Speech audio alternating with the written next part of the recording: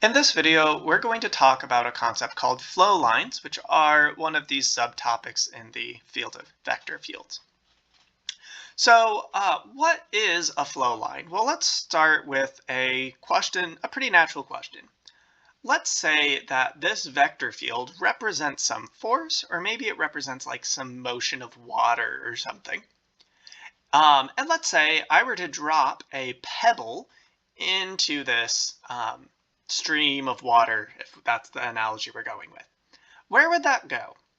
Well, we would like to say that in some sense it follows, I drop it in, and then it's going to follow the vector field in some way. Okay, so that's our general idea. How would we mathematize that? Well, what we want to check basically is that at any point, the direction of this path that this pebble takes matches the vector field, matches the vector field at that point. How could I represent the direction? Well, I could represent the direction. That's not a great example. Let's go here because I drew it slightly better. I could represent the direction by taking a tangent vector. And what's that? That's just the derivative. And I want that to match up with whatever the vector in the vector field was at that point. And that's the same as taking the point on my path and plugging it into the vector field, which is exactly what we have here. So the flow line of a vector field is a path x such that the derivative of x equals the composition of my vector field with my original path. So in a sense, it kind of feels like this path is sort of kind of like an antiderivative of my vector field. It's not, because that's the potential function. So I do want to kind of draw attention to that. They seem similar, but they're different things. The potential function is a function where if I take the gradient, I get my vector field. This is a function, this is a path where if I take the derivative of my path, I get the same thing as if I composed my path with the vector field. So in both senses, it's like the derivative equals vector field, but there's some nuances there which make these two different topics. So now that we kind of have an idea of what the flow line is, let's go ahead and do an example of finding a flow line. In order to do this more robustly, you would need to have like a lot of knowledge of differential equations, which we just probably don't have right now. But everything that I'm going to ask you to do, you can do using techniques of separable differential equations. So we're going to find the flow line of the vector field f equals secant of x, y squared, passing through pi over 6, 2. So to make this a little easier, I'm going to take my path. My path has two components. We're in R2 here. It's going to have one component which I'll call x of t, and one component which I'll call y of t. And to make my life even easier, I'm just going to write those components as x and y. So, what are my two sides of my equation here? Well, on the left side, I have the derivative of each of these functions. So the derivative of x is going to be dx dt, and the derivative of y is going to be dy dt, because they're both functions of t. And then, what happens if I plug in this into my vector field? Well, this is going to be really silly. I'm plugging in x to this thing, and I'm plugging in y to that thing. It's going to look exactly the same.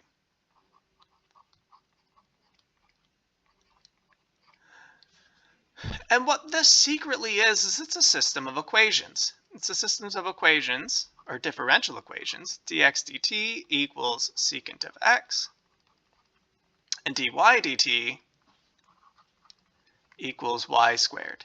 And these are both separable differential equations. So how am I going to solve those? By the way, we'll get to this point soon. But let's go ahead and solve these. So let's start by getting all my x's to one side and in the numerator, well, and have dx in the numerator. Get all my t's to the other side, have dt in the numerator. So I can do that by multiplying cosine to both sides and then multiplying dt to both sides. Once I do that, I'm going to get cosine of x dx equals dt.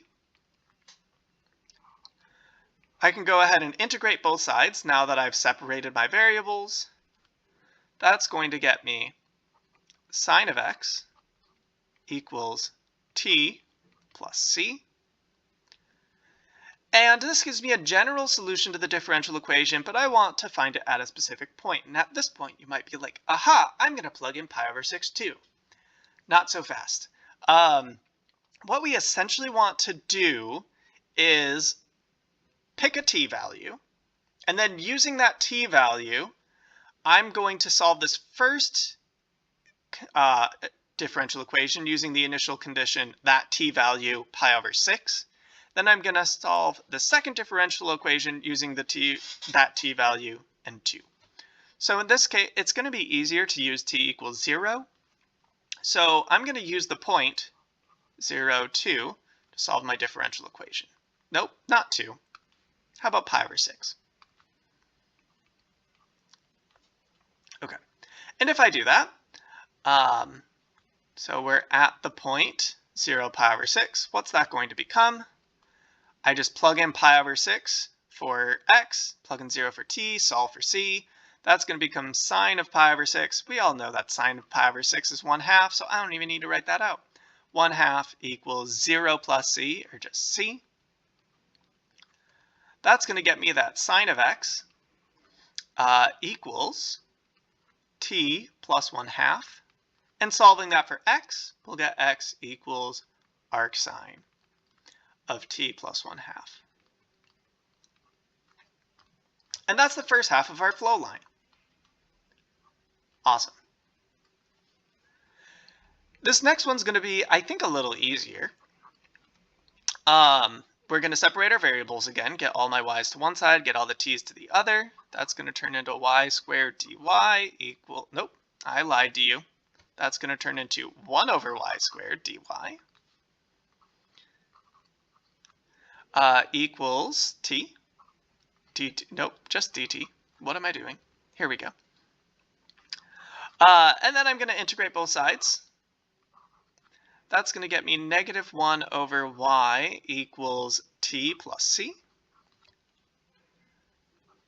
I'm solving this at the point now 0, 2. I have to use the same t value as I used earlier. What's that going to do? When I plug that in, I'm going to get negative 1/2 equals c, which is going to give me that negative 1 over y equals t minus 1/2, or y equals 1 over 1/2 minus t. And if you feel overly compelled, you could even write this as 2 over 1 minus 2t. I'm going to leave it like this because it's going to make something I do later a little nicer. But there we go. So we basically have our flow line. I'm going to rewrite what our original equation is before I scroll down too much further. Remember, we're dealing with f equals secant of x, y squared. Okay, so I'm going to scroll down a little bit. So this tells me that my flow line should be x of t, while my x component was arcsine of t plus 1/2. And my y component was, again, I'll leave this as 1 over 1/2 minus t. And what I would like to show, I'd like to show two things. I would like to show that this passes through. Well, first of all, I'd like to show, does x prime of t in fact equal f of x of t? And I'd also like to show it passes through what we want.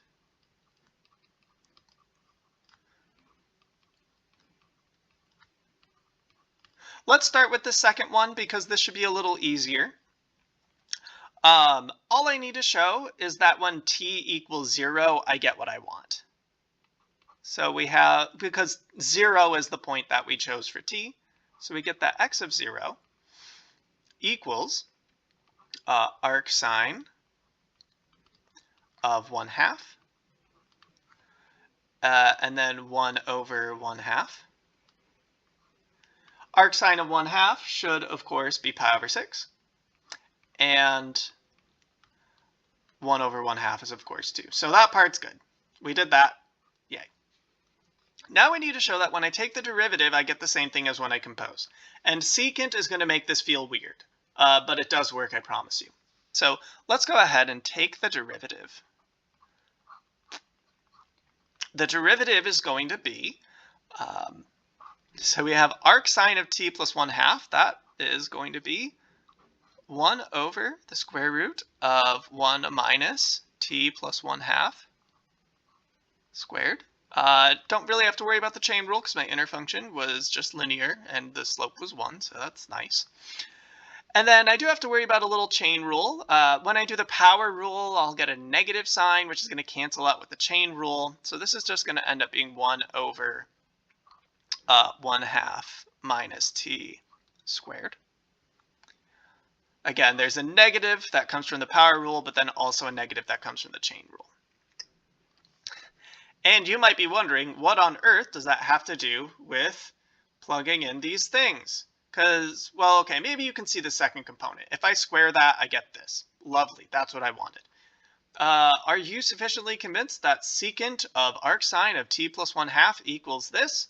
Well, let me try to convince you. I could also write secant as 1 over cosine. And I could write 1 over cosine as 1 over the square root of 1 minus sine squared.